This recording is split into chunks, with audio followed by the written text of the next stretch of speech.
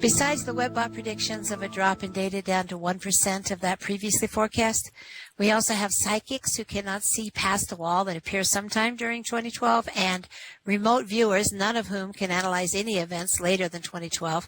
The Webbot seems to have the most precise timing with its date of March of 2012 running through May of 2013 and then dropping all data off at that point. Have you had some more recent confirmation from your linguistics analysis that the data drop-off will manifest during March? We've had, this is going to have to be a two-part answer. Okay. The first part is that, yes, we've had some more data that confirms March.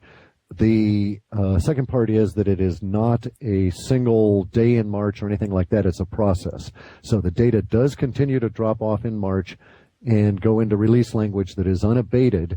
There is a transition period down to its lowest level. That transition period would take us from March to June to reach the lowest level that is thereafter, if you will, our downward plateau.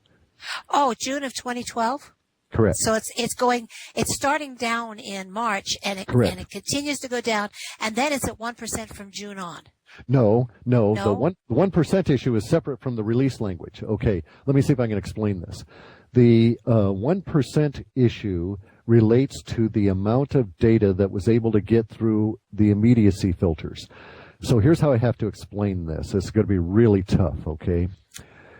We're gonna create a metaphor here. We're gonna structure a little image, and we're going to pay some attention to the image itself, and we're also going to pay some attention to what happens within the image I'm going to present, so that I can sort of give you an idea of what actually occurs from the model space viewpoint. Okay. If we imagine ourselves as vibrations of energy that are not solid, and we know this, then we're not going to worry about being hit in the face by a baseball if it were thrown, because it was also a vibrational thing of energy. So we're standing here and we're vibrational energy masses, and we're going to look at the universe the way we see model space here when we process through it. Now, universe is going to throw a baseball, and it's going to smack us right in the face with the baseball, and we'll say that the smacking us in the face with the baseball we'll consider to be our contact with the future. So when the baseball hits us in the face, that's the point at which the future materializes within our consciousness. Now, the baseball itself is not a hard, regular kind of a baseball with a cloth over a string and stuff. It is, in fact, a baseball made up of words that are all strung together with no spaces between them, that are all twisted together, starting from a little string until you have a mass the size of a baseball with some weight on it. But because there's no skin or anything, we can see the outer words wrapping around the inner words and so on.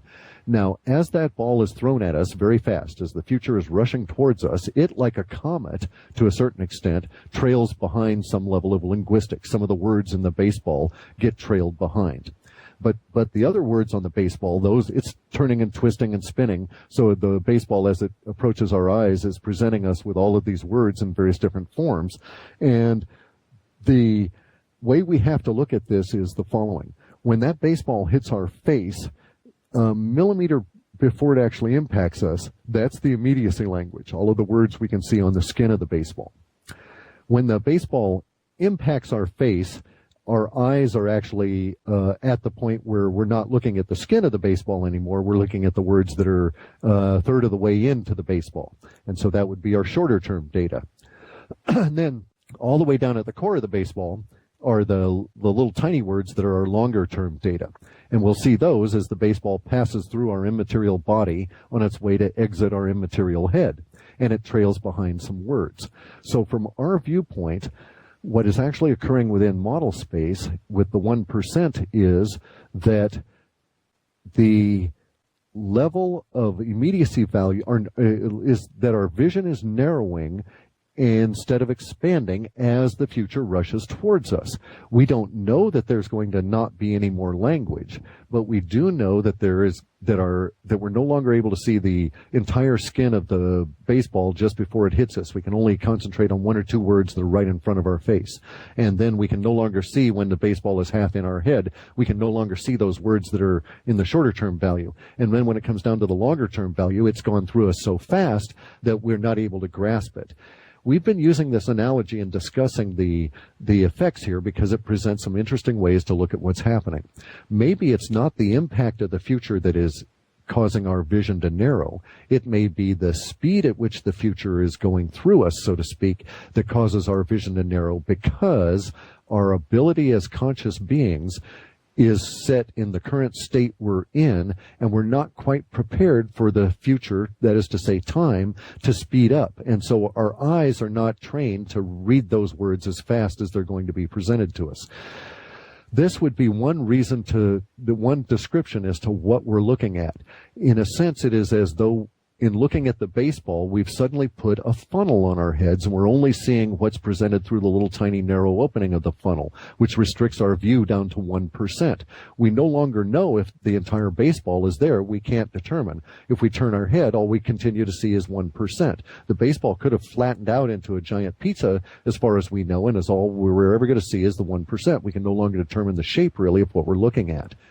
And so when we get into 2013 and beyond, the projections of the data that used to be rather distinctly the core of the baseball are now 1% of a smaller reduced 1% to a shorter term, which are part of a reduced longer term. Now, this could be, as postulated, that we all lose our psychic ability, or it could be that there is indeed a fundamental change in the nature of reality, and that nature could specifically affect time. And since our brains are not cued to work on a faster set of time, maybe this would account for the sun disease, maybe this would account for the loss of psychicness, or even our ability to interact effectively with the internet. And maybe all this technology will just sit around and rot because we all go into some dodo bird land and never come back as a result of sun kind of stuff. That would present an adequate explanation for why we have a data gap. It would also present an adequate explanation for why we have a 1% that seems to come back. The reason being that in the universe, nothing is ever 100%. If we take an antibiotic and we're going to go like penicillin and we're going to go and try and kill a staph infection, we'll never be able to kill that staph infection 100% with that one treatment of penicillin. Some percentage will always survive and it'll rebuild. And that's why humans are here now. We've been through so many rebuilding episodes because universe favors the disorder and the chaos that life presents. We're life and we just react that way.